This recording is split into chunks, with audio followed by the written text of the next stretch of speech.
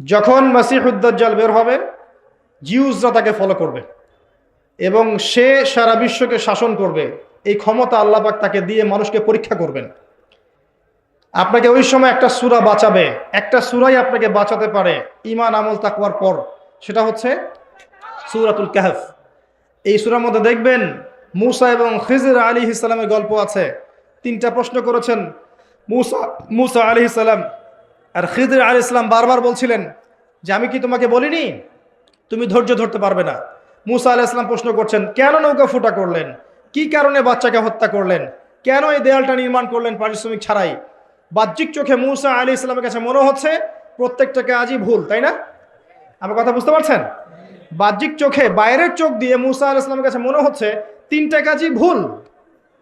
কিন্তু খিদির আলাইহিস সালাম বললেন ওই নৌকা ফুটা না করলে সেই নৌকা হাইজ্যাক হয়ে যেত, ওই বাচ্চাকে হত্যা না করলে সেই বাচ্চা বড় হয়ে বড় কাফের হতো, এবং এই দেয়ালের নিচেই এই দুই এতিম বাচ্চা রেখে যাওয়া সম্পত্তি আছে, পৈতৃক সম্পত্তি, তারা বড় হলে এই সম্পত্তি পাবে। বাইরের চোখ দিয়ে মূসা তোমার কাছে মনে হয়েছে যে আমি ভুল করছি, কিন্তু ভেতরের চোখ দিয়ে তুমি যদি দেখতে, আল্লাহর নূর দিয়ে দেখতে, তাহলে বুঝতে পারতে যে প্রত্যেকটা ক্ষেত্রে আমি সঠিক ছিলাম। এই গল্পটা কেন বললাম?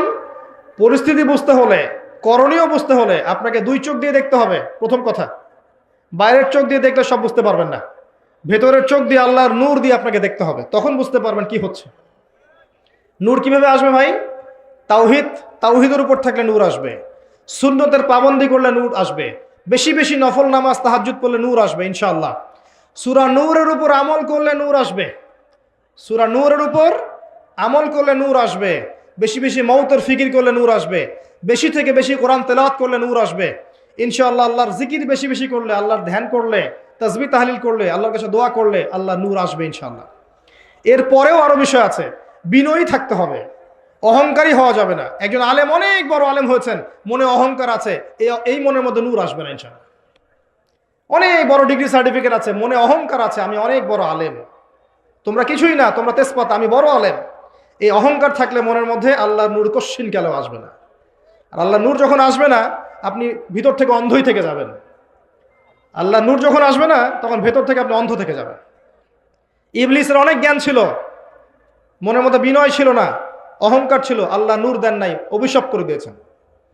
অতএব শুধু জ্ঞান নয়, বিনয় দরকার, অহংকার মুক্ত মন দরকার।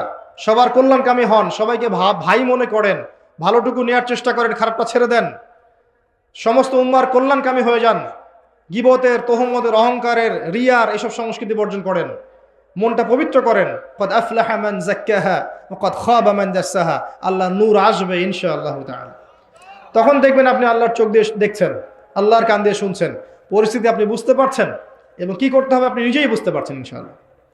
যখন বুঝতে পারবেন, তখন নিজে আগে সতর্ক হবেন, পরিবারকে সতর্ক করবেন, তারপর আপনার সাধ্য অনুযায়ী আপনি সমাজে দাওয়াতি কাজ করবেন। মধ্যমপন্থী থাকবেন, শৈথিল্যবাদী হবেন না, চরমপন্থী হবেন না। ইসলামে চরমপন্থারও যেমন স্থান নাই, এই শৈথিল্যবাদিতারও স্থান নাই। ইসলাম হচ্ছে একটা মধ্যমপন্থী ধর্ম। ওয়া কাযালিকা জাআলনাকুম উম্মাতান ওয়াসাতা লিতাকুনু শুহাদা আলান নাস।